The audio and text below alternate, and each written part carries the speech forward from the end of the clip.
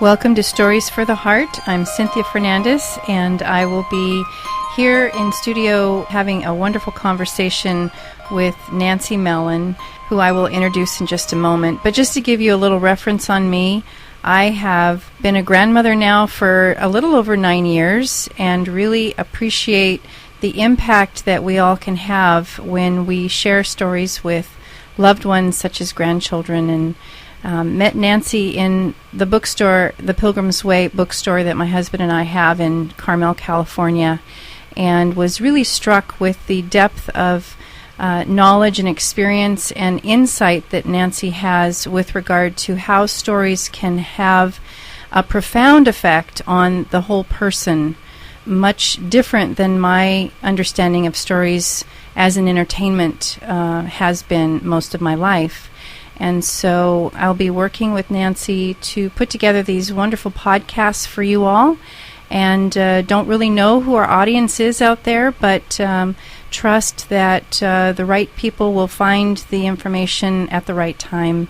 And so we're putting together a group of 7 podcasts focused on the healing aspect of storytelling from the standpoint of a whole body listening.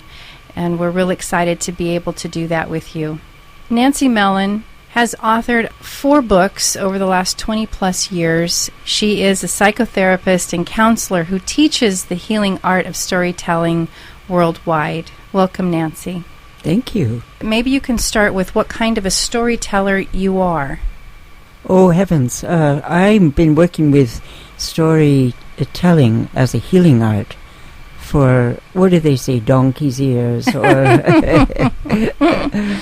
started waking up to the power of storytelling as a teacher and gradually developed that more as understanding of how we all need stories, of whatever age we are, to experience ourselves as whole and growing. Do stories affect us in more than just an intellectual way? And if so, how?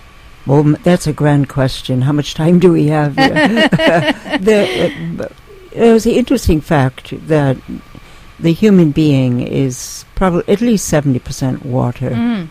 And water is resonant with all the vibrations of our voice. Mm. But water is also sensitive to the quality of our thinking, our feeling, and our willing. And the work of Masaru Emoto, Messages from Water, has demonstrated that in a most fascinating way. Others are involved with that research too. So the whole body is wrapped into this watery landscape, which then has many aspects to it that are resonant listeners.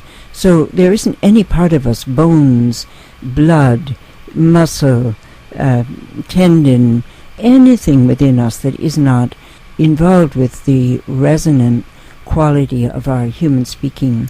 And even if we don't speak, we can still, within our whole sensorium, respond to the hidden stories in others. And we all know that. So when we hear a story spoken, and we're in the presence of another person who's telling that story, there's much more than the upper deck of the human being that is involved with the listening process.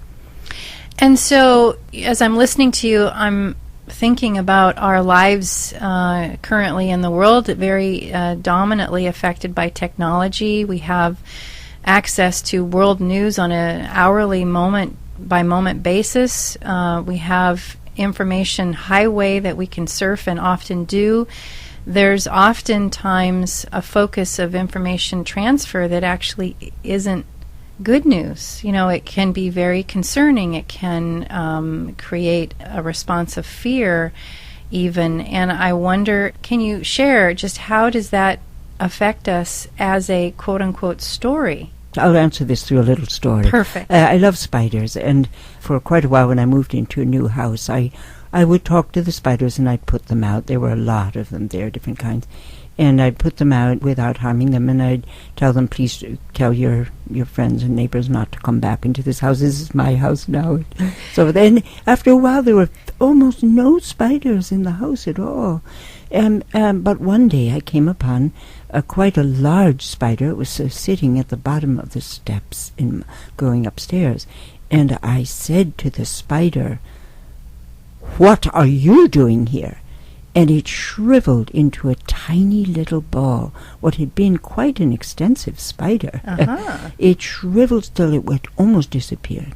So I said, "Well," I said, "don't worry, I'm going to put you out. You don't have to be so afraid." And it relaxed. Oh, my goodness. And it waited for me. And I got my little glass and I put it in the glass and I respectfully put it out, and I had my little conversation as usual with it. And, we human beings, we are about as sensitive as that spider in a much more complex way. So the way we're spoken to can shrivel us.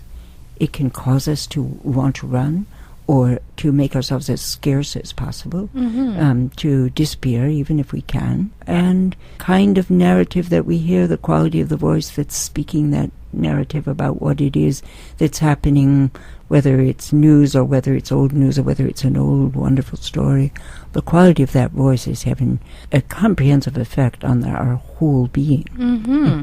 And so how do you recommend people be aware of how story in whatever form is affecting them in their life? Well, we can observe ourselves, of course, more and more closely, especially if we are having a quieter spell in our life, like if we're recovering from something or other, we can note that if we are listening to a shriveling story, that we actually feel that within us.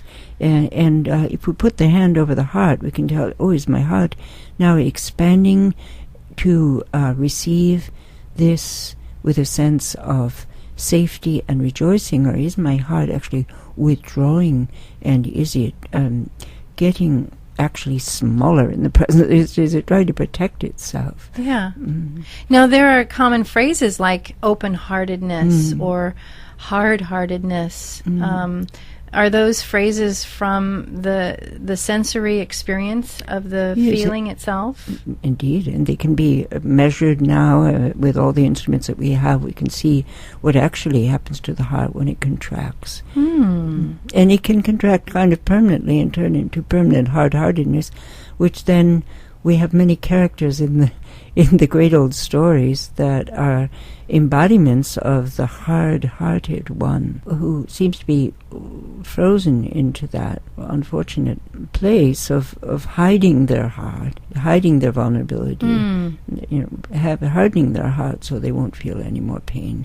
But the stories also teach us that amazing transformations are possible. And so what kinds of stories can encourage and really support the well-being of the heart? Oh my, well, we have a huge legacy of stories that are heart builders. And of course vast quantities of stories which are not. So we have a choice about what kind of stories we turn to strengthen the heart. It's interesting that as I work with storytelling as a healing art, recently I was working with a woman who had very unusual and serious occlusion in her heart when she was a young woman, and she'd had to have a major operation and so forth. And she was longing to make a story for herself that would help in the total healing of that situation. And recently she managed to do that. And her story is called The Happy River. And it's about a very happy river with even all the fishes enjoying the birds and the trees and the human beings and even the clouds dancing on the surface of it, and everything moving along very well and very openly and loving its own life. And then there come various kinds of problems, including some builders who come along and cut down a great many trees, and other things happen, and so the river grows smaller and smaller, and then it cannot flow in a certain area, and it lost its flow. And but in her story, she was able to all the people gathered with the children, and they restructured the boundary, the edges of the river, and they made a resolve that they would take care of the river and that they would restore it. And so they did. And so her story is about that. That's amazing. And so this was a story that she created herself. It wasn't something she read somewhere. No, she made that right up out of her own longing to create a true picture for what she had been through. And how that an archetypal picture, a picture that also is true in many other ways as well, because she knew that her experience is an experience that multitudes of people have, and the landscape has as well. It sounds like what you're describing in this woman's case is that she had basically empathy in action. Is that how you see storytelling as a healing art? That's she developed empathy for herself. She had empathy in great sort of imaginative freedom to see herself and what she'd been through in a new way, and in a very friendly and powerful way. So she wanted to express in the story the depth of the cooperation that was involved in her healing. So she actually created a possibility for a happy ending. Yes. For herself. Yes. And so now she has identified that as her real positive ending for what was a very, very difficult story for her. No doubt. Yeah. Is this an example of how you would use storytelling as a healing art to choose carefully the aspects of story for the best possible empowerment of the listener? She was empowering herself. But of course, she had heard and she had witnessed many other people with serious conditions who had been able to create a healing story for themselves. And so she was longing to do that, and then she was able to do that at last. It was like a healing dreaming. It's at another level. The physiological healing was quite well in place when she was making this story. But there was part of her that was still bound back into the old bewildered suffering that went along with the experience. So it was as if she were a good grandmother who was telling herself, a great storytelling granny who was telling herself a healing story. And so as a counselor, when you're working with story as a healing art, what is your goal? What is your intention? Oh, the intention is that whoever it is, whoever we are, that we would be able to take hold of the difficult things in our lives and place them in a context which is creative, which is malleable, which is very alive, and which allows for miracles, which allows for transformation on all the levels. So a very integrative approach. Integrative, yes, and I might be there to assist in that process, to ask some questions, to offer an image or two, to listen well to what is emerging from the person themselves. And the best right person to tell the story is the person who has gone through or is in the midst of a difficult quandary where they're caught, they're stuck, they're in an enchantment. No, they're right in the witch's den, or they're over in the toiling for the wizard, or immobile in the wizard's secret chamber, or whatever that may be. Or under a curse. Yes, or under a curse that has not, a pervasive curse that, along with others, and they have not yet been able to identify that and work through it. Yeah. It sounds like you really take a very empowering approach with people to not only take an active role in their own health, for example, like the woman you shared about, but also as a caregiver, a parent, grandparent, to take that active role with their young ones. And so How do you recommend that people choose their stories for the healing art? Well, we're all human beings have this capacity for making stories for ourselves and others. We're all dreamers, whether we know we are or not. And it is that healing dreaming that we want to get to, so that we can see things in a new, a better light, where we can release the old, transform it, where we can live with it more fully, more creatively. And so everyone has a tremendous library of possibility within them. So it was wonderful to have a library nearby where we can go and read the great old stories, which is a very good idea because they prime the inner pumps. They get our own imaginations going. They inspire us. They inspire us, yes. They inspire us to have the courage to be a storyteller as well, and a great storyteller, which is a good idea. We have to remember from a child's point of view, especially the young children, that their parents or their grandparents who are courageous enough to tell them a story and not just read it from a book, which can be wonderful too, but also be a storyteller right from themselves. So the choice of the story comes from the child or from the other. From my point of view, is that, oh, there is a story already going on here. It's the story of something that happened during the day. It's a story that is hidden within this illness that a person is carrying. There's always a story. So the work is to release that story so it can come out into the light, can be accepted and loved, possibly. And transformed. And transformed, yes. So, I mean, the child may have lost something during the course of the day, and that's a very sad story, but it can turn into a wonderful story. If we make that story right now, we're determined to have the loss and the sorrow of the loss in the story, and something that arises positive out of that.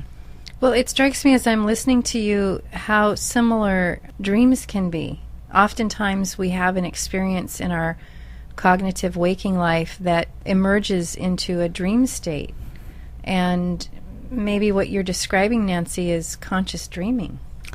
It is a kind of conscious dreaming. It's remembering that we have imagination that is alive and well within us, even if we think it's not there.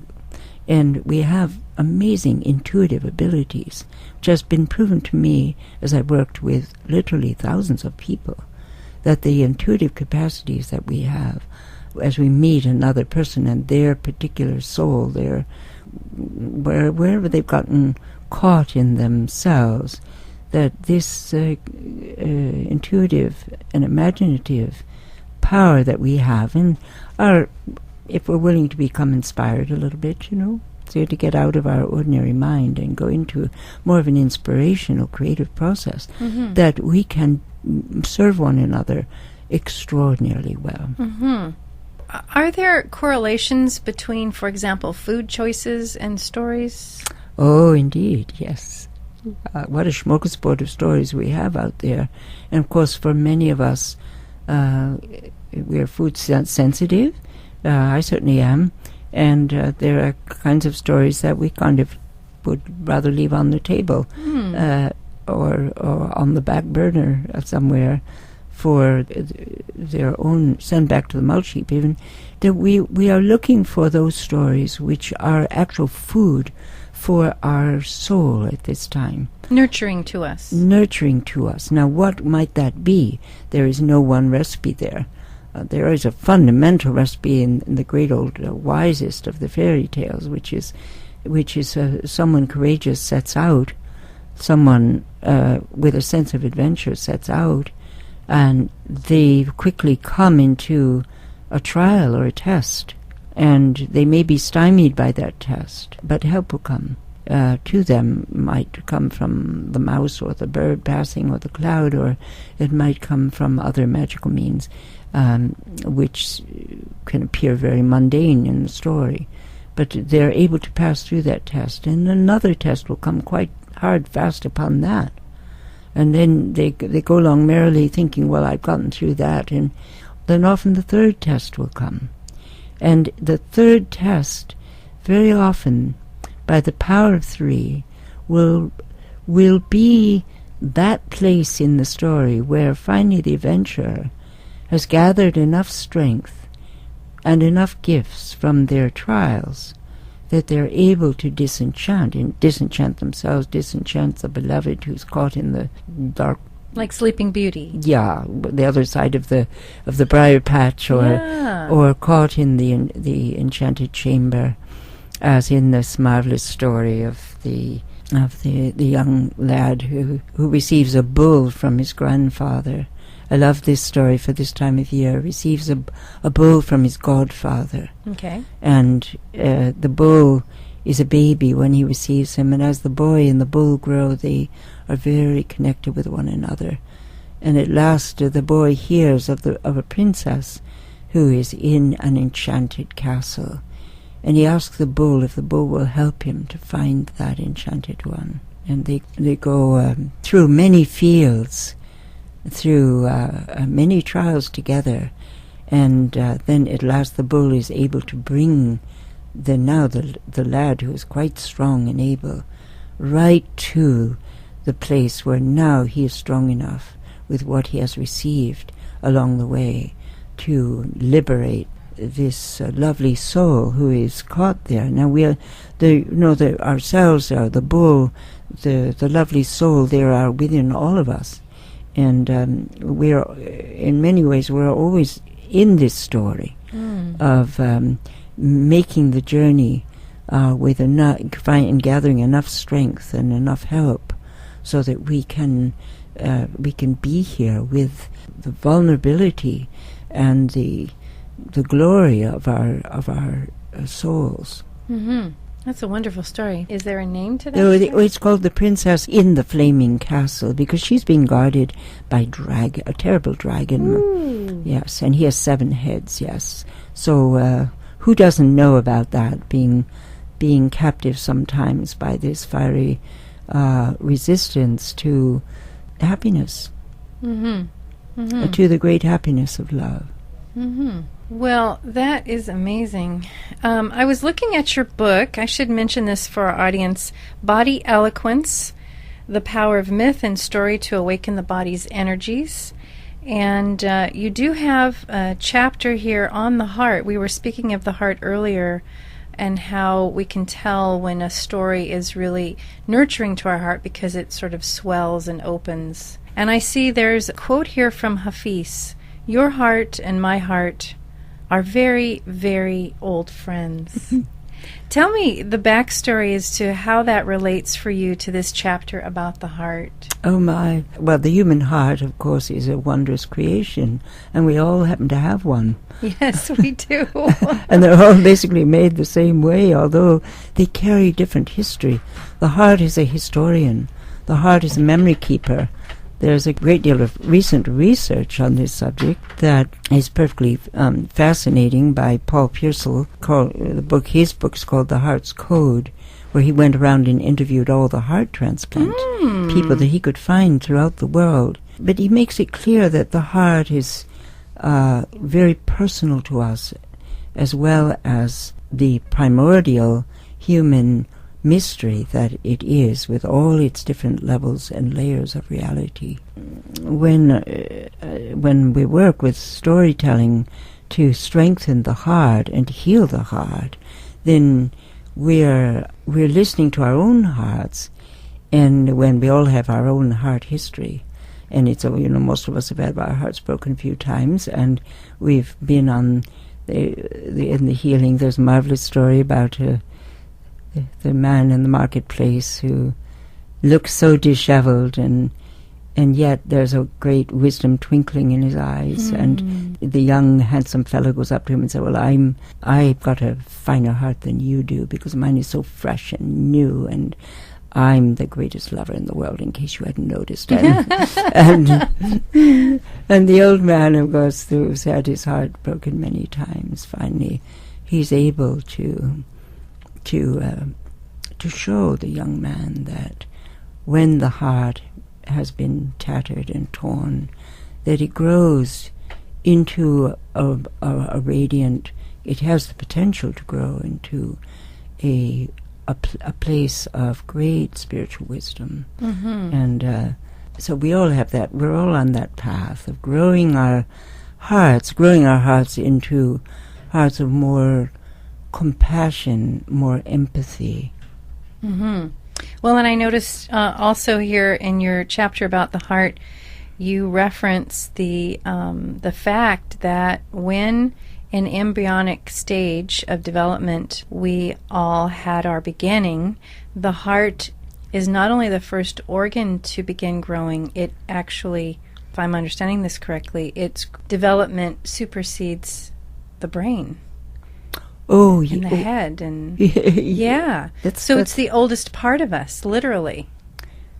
It is the rhythm keeper for the whole creative process, supported by the kidneys.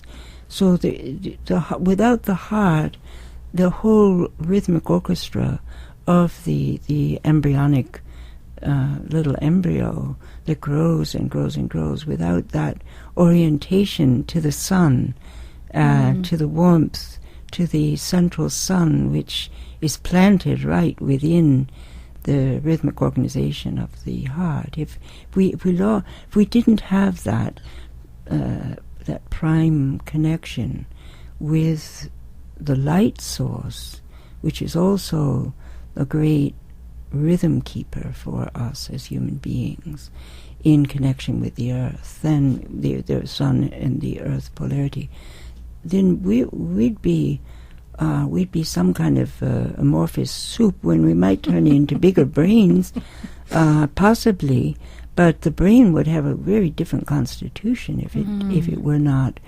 oriented to the heart from the very beginning. Well, this is fascinating. I wish we had hours more to talk. And as a rhythm keeper, the heart also, it generates stories. And it generates stories that are a reflection of itself, which makes sense. It does.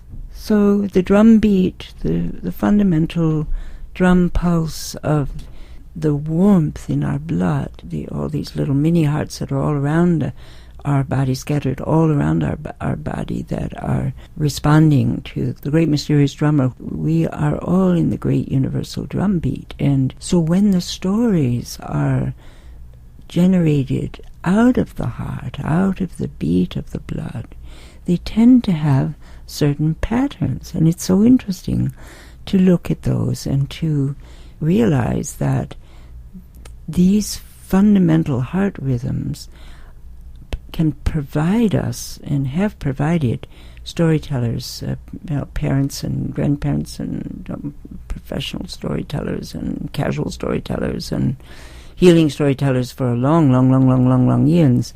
These heart rhythms provide us with patterns. So, for example, once upon a time, there were 3 brothers. How often do the old stories start that way? Or there were 3 pigs. 3 pigs. And there were 3. And there was 1, and there was 2, and there was 3. And there's a whole library of stories where the third brother, which, by the way, if you're a third brother, you don't necessarily take this too personally, it doesn't need to go to your head. But if we're the third child, that's not what this is about. It's in the birth order of the family. It's the third beat of the heart, the 1, 2, 3, takes us then into this circulatory celebration, which sends the blood the freshness of the blood right out into the whole body on his great love job to warm us and lead us in our right possible directions, whatever those may be. Yeah. And so the work of the heart actually when they live in a story, they can be recognized. So they're one of my favorite stories of the old stories is called The Queen Bee in the collection of the Brothers Grimm. I never tire of this story. And there's the oldest brother, there's the second brother.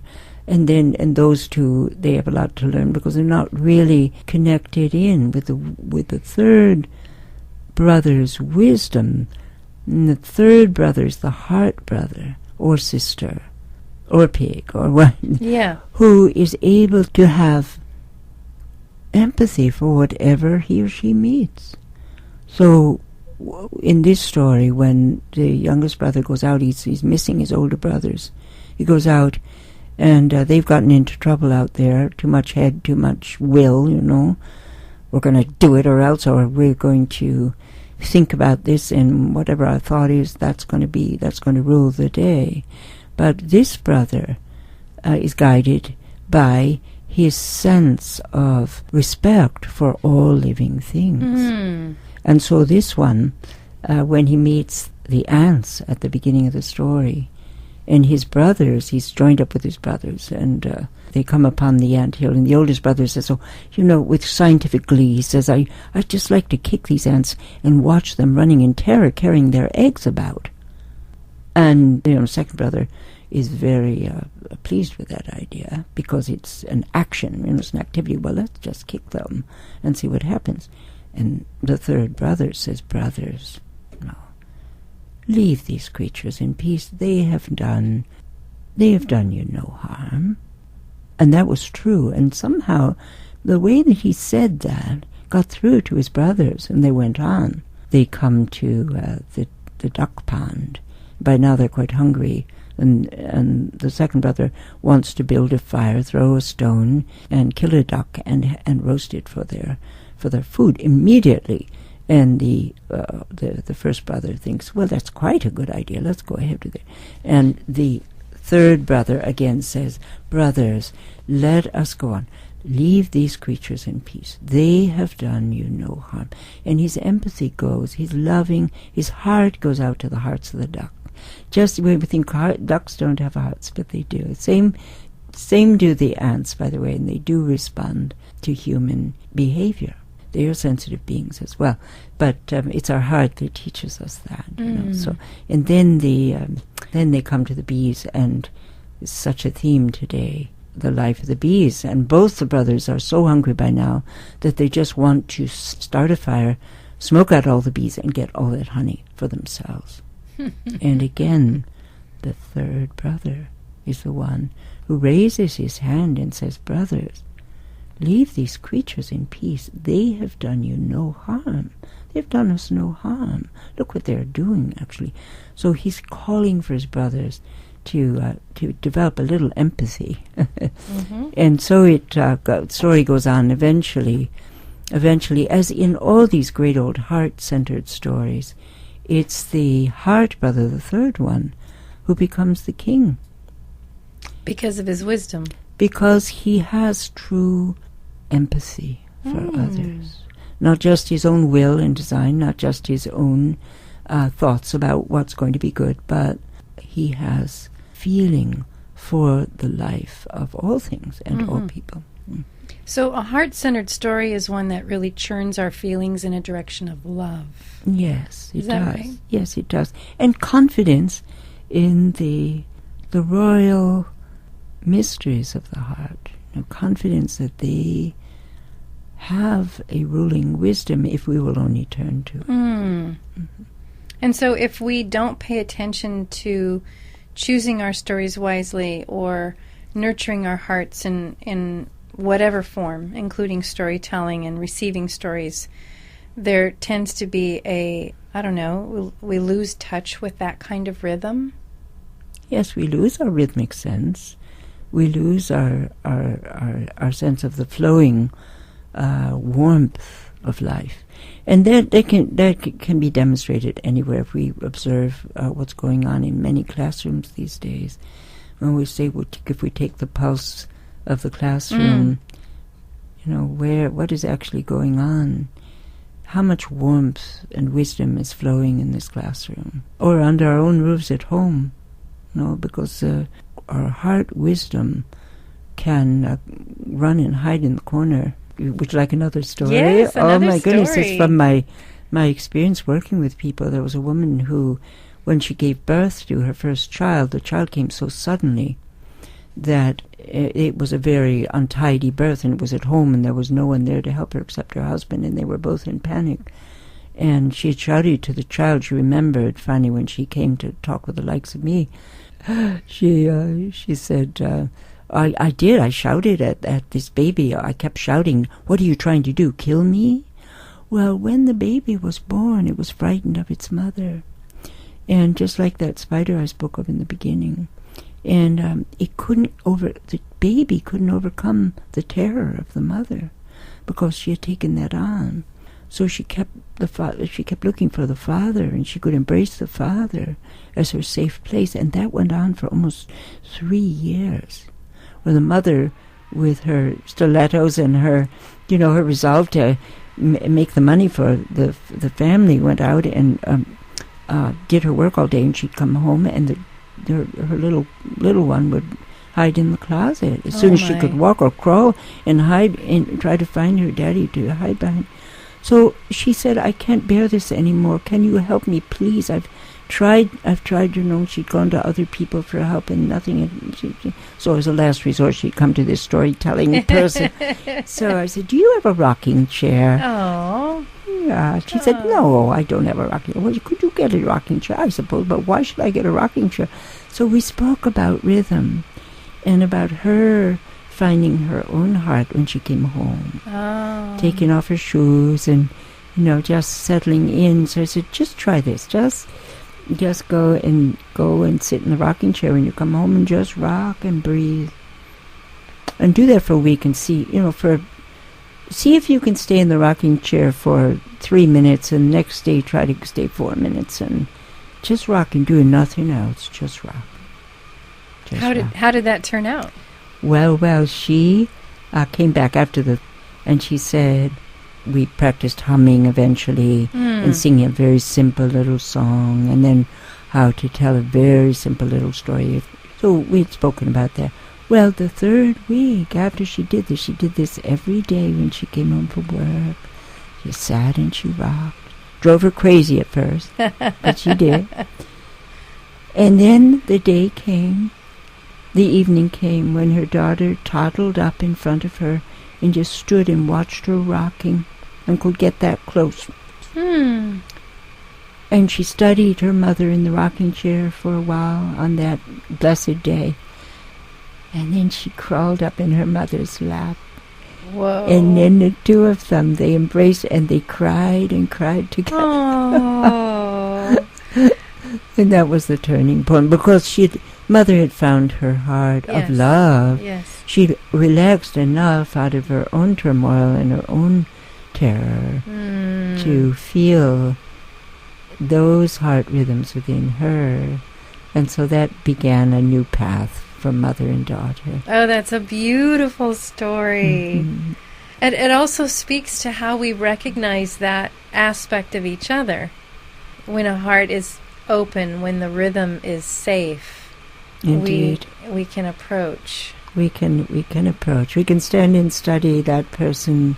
See, is this a safe landscape for me to wander around in? Absolutely. Is the sun shining? That's amazing. I think our time is just about up. I want to invite everyone listening to this podcast to certainly, if you'd like more information about Nancy Mellon, her website is healingstory.com. That's healingstory.com. And if you'd like to share this podcast with friends or neighbors, you're certainly welcome to do that, as well as check out any other podcasts with Nancy Mellon. Thank you so much.